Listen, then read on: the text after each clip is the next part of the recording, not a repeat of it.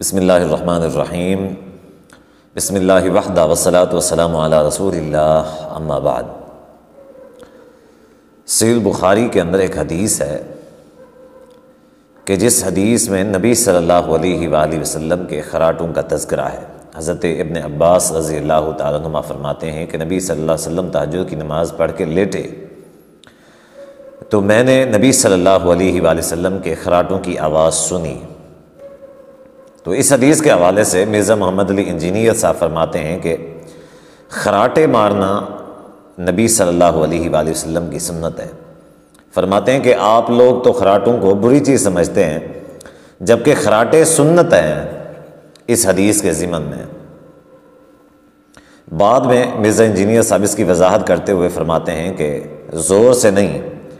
بلکہ نارمل ناک کی آواز سے خراٹے لینا یہ سنت ہے۔ تو کہتے ہیں میں نے حضور کے خراٹے سنے، یہ خراٹے کو آپ برا سمجھتے ہیں، یہ سنت ہے، لیکن بہت اونچے نہیں، وہ بندے کو علاج کروانا چاہیے نارمل، یعنی ناک کی آواز۔ سب سے پہلے تو میں مرزا انجینئر صاحب کا تہ دل سے مشکور ہوں کہ انہوں نے اس بات کی وضاحت کر دی کہ نارمل آواز کے ساتھ خراٹے سنت ہے۔ اگر وہ اس کی وضاحت نہ کرتے یا پھر یہ کہہ دیتے کہ اونچی آواز کے ساتھ خراٹے سنت ہے تو ان کے جو فالوورز ہیں ان کے بقول مرزا انجینئر صاحب کو پوری دنیا سنتی ہے، تو آپ اندازہ لگا لیں کہ اس وقت دنیا کی کیا صورتحال ہوتی۔ پھر ہر جگہ سے خراٹوں کی آوازیں آ رہی ہوتی، اور جو رات کا روح پرور منظر ہوتا، یقین کریں کہ میں کہتا ہوں باقی دنیا کو چھوڑیں، صرف اسے پاکستان کے اندر بھی رات کے وقت مرزا محمد علی انجینئر صاحب کے جو فالوور ہیں ان کے خراٹوں کی آوازیں پورے پاکستان میں گونجی ہوتی، ہر جگہ سے خراٹوں کی آوازیں آ رہی ہوتی۔ ساتھ میں یہ بھی ہوتا کہ حق اور باطل کے درمیان فرق واضح ہو جاتا کہ کون حق پہ ہے اور کون جو ہے وہ باطل پہ ہے، اور کون سنت پہ عمل کر رہا ہے اور خراٹے مار رہا ہے، اور کون ہے جو سنت سے اعراض کرنے والا ہے اور خراٹے نہیں مار رہا۔ میں حیران اس بات پہ ہوں کہ مرزا محمد علی انجینئر جس شخص کے پاس دین کا ذرا برابر فہم نہیں ہے، جو ایک جاہل شخص ہے، لوگ اس کے پیچھے چل رہے ہیں اور اس کو دین کا مبلغ اور اسلامک اسکالر بنا کے پیش کرتے ہیں اور سمجھتے ہیں، اور لوگوں کو باور کرانے کی کوشش کراتے ہیں کہ یہ مرزا انجینئر صاحب جو ہیں وہ حق پہ ہیں۔ آپ جب مرزا انجینئر کی باتیں سنیں گے تو مرزا انجینئر کہتا ہے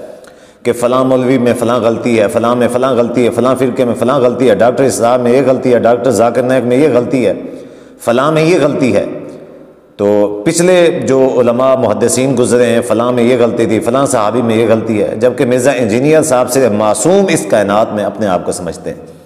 اور ان کے نزدیک دین کا جو سب سے بڑا اور سب سے زیادہ فہم ہے وہ مرزا انجینئر صاحب کے پاس ہے،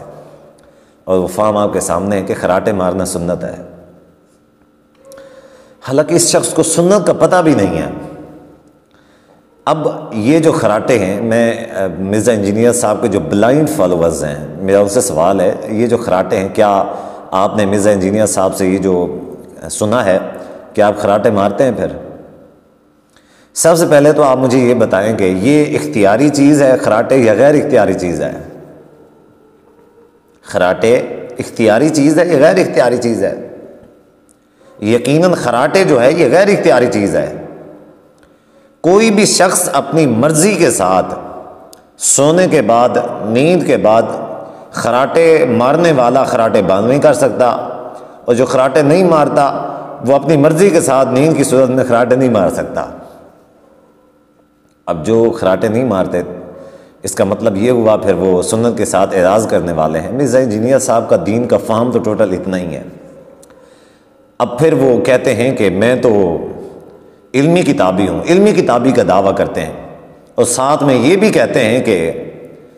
بابوں کا خدا اور ہے کتابوں کا خدا اور،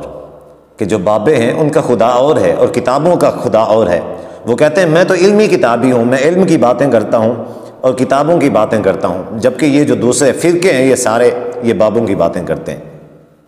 اب کتابیں کون سی ہیں اور بابے کون سے ہیں؟ امام بخاری رحمہ اللہ نے صحیح بخاری لکھی، صحیح بخاری کتاب ہے اور امام بخاری بابا ہے۔ امام مسلم نے صحیح مسلم لکھی، صحیح مسلم کتاب ہے، امام مسلم رحمہ اللہ بابا ہے۔ امام ابو داود رحمہ اللہ نے سنن ابی داود لکھی کتاب ہے، جبکہ امام رحمہ اللہ وہ بابے ہیں،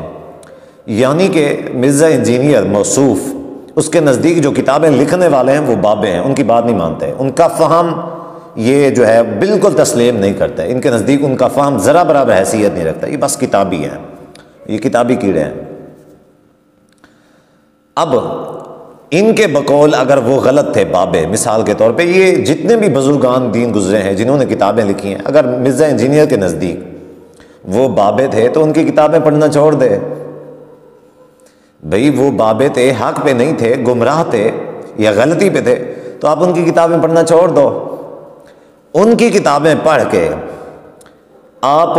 بڑے فقیہ اور مجتہد بنے بیٹھے ہو اور ان کے اوپر اعتراض کر رہے ہو کہ وہ گمراہ تھے۔ مرزا انجینئر صاحب مدرسے میں ایک دن بھی نہیں گئے،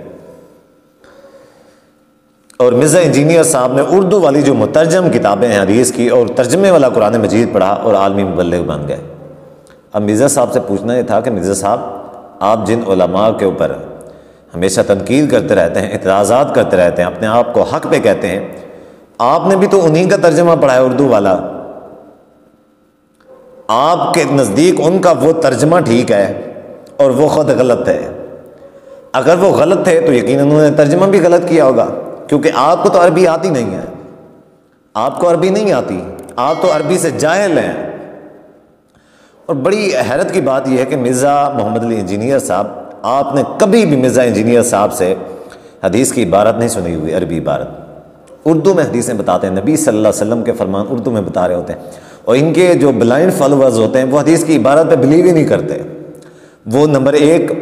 انٹرنیشنل نمبرنگ پہ بلیو کرتے ہیں، اور نمبر ٹو مرزا انجینئر کی زبان پہ بلیو کرتے ہیں، وہ اتنے بلائنڈ فالوورز ہیں۔ تو بہرحال ان سے جو ان کے فالوورز ہیں ان سے میری مؤدبانہ گزارش ہے کہ گالم گلوچ نہ کیجیے گا، اگر آپ کے پاس مؤدبانہ جواب ہے تو ضرور دیجیے۔ مرزا انجینئر صاحب کی تو اتنی جرات ہی نہیں ہے کہ وہ جواب دے سکے۔ وباللہ التوفیق، والسلام علیکم ورحمۃ اللہ وبرکاتہ۔